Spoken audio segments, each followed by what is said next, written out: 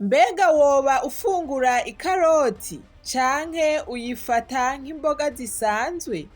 Ushobora kuba uriko urirengagiza imwe mu mfungurwa zifise akamaro kanini ku buzima bwawe.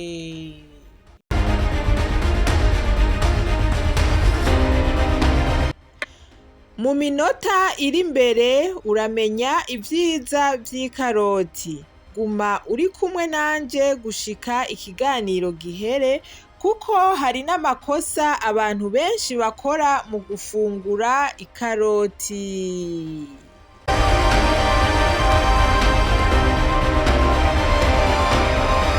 Kuri bashasha, hano ni ku Mibereho TV, aho twiga utuntu n'utundi mu bijanye n'ubuzima bwa misi yose.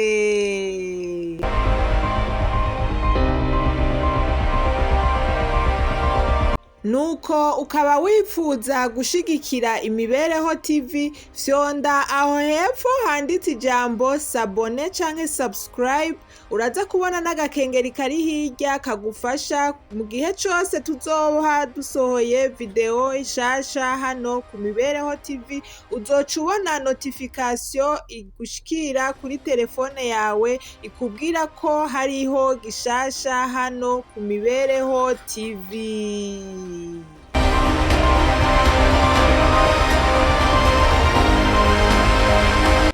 Ikaroti ni imboga zirimwo intungamubiri nyinshi, zirimwo vitamine A, zirimwo fibre, zirimwo vitamine K, hakabamwo na potassium n'ibindi bifasha umubiri gukora neza.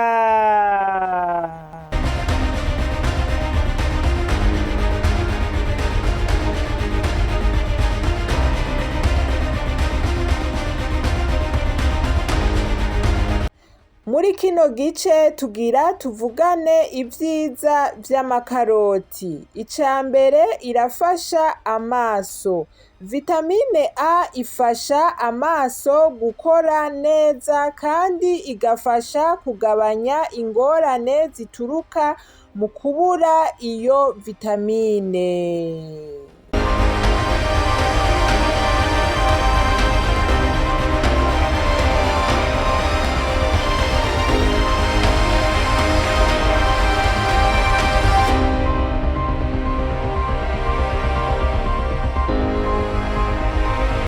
Iciza ca karoti kigira kabiri nuko ikaroti ikomeza ubudahangarwa.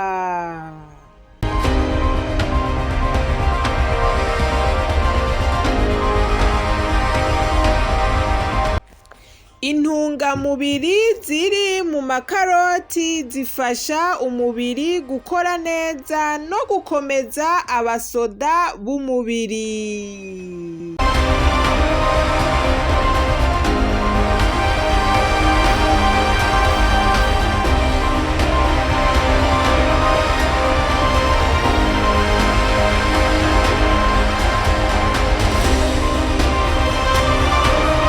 Iciza kigira gatatu nuko ikaroti ifasha urukoba rw'umubiri gusa neza.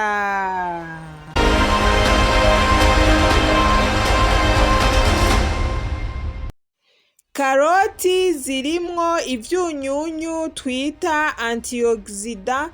Ivyo vyunyunyu bikaba bifasha gukingira uturemangingo tw'umubiri no gufasha urukoba kuguma rumeze neza.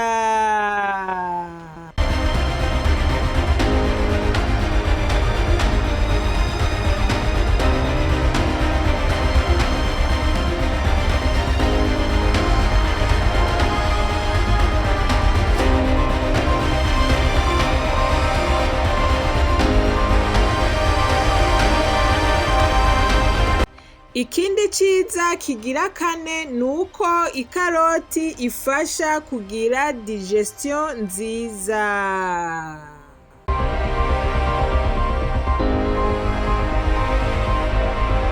Fibre fibre ziri muri karoti zifasha kugira digestion nziza kandi zigafasha abantu benshi kugira uburyo bwiza bwo kwituma.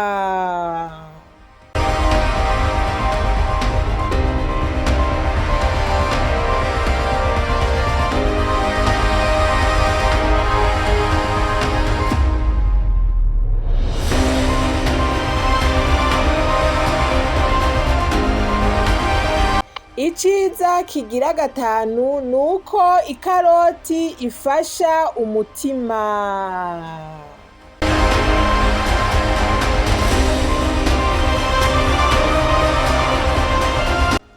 Karoti iri mu mfungurwa zishobora gushigikira ubuzima bw'umutima na cane cane mu gihe uba uyifunguriye hamwe n'imfungurwa zikwije.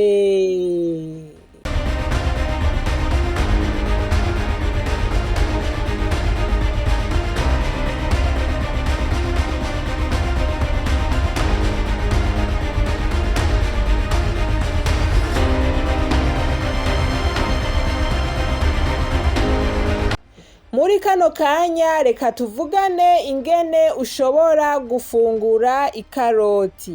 Mu bisanzwe ikaroti ushobora kuyifungura mbisi canke wayitetse canke ukayishira muri salade.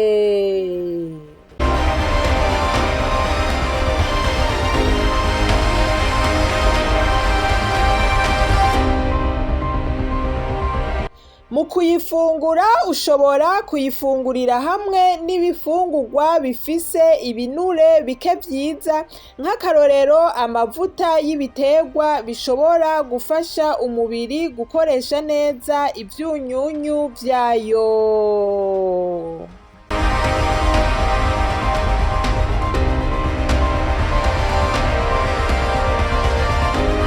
Nuko ukaba wavyibagiye gukora subscribe, fyonda aho hepfo handitse ijambo subscribe.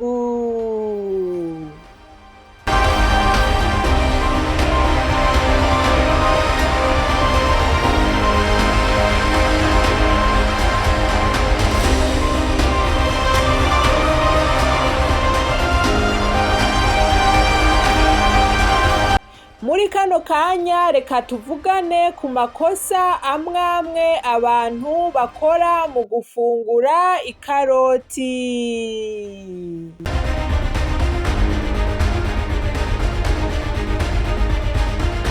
Mu bisanzwe si vyiza kwizigira ikaroti yonyene ngo isubirire imfungurwa zitandukanye.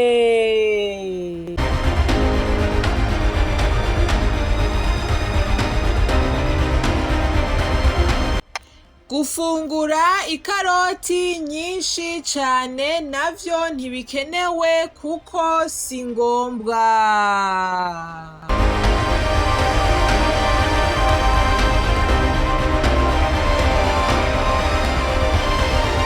Yifungure ku rugero kandi uyivange n'izindi mboga, ivyamwa n'ibindi biribwa bitanga intungamubiri zitandukanye.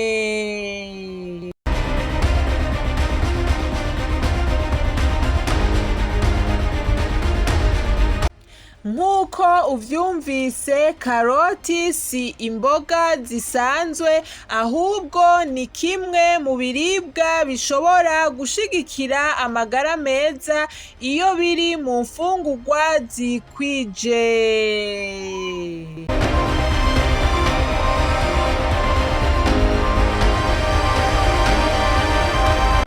Reka ngire ko mbaza kino kibazo, none wewe usanzwe ufungura karoti kangahe mu ndwi?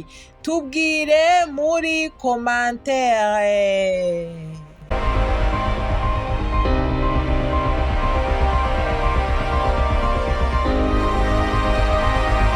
Nimba wakunze kino kiganiro, fyonda like, subscribe kandi usangize iyi video inshuti n'umuryango kugira ngo benshi bungukire kuri aya makuru.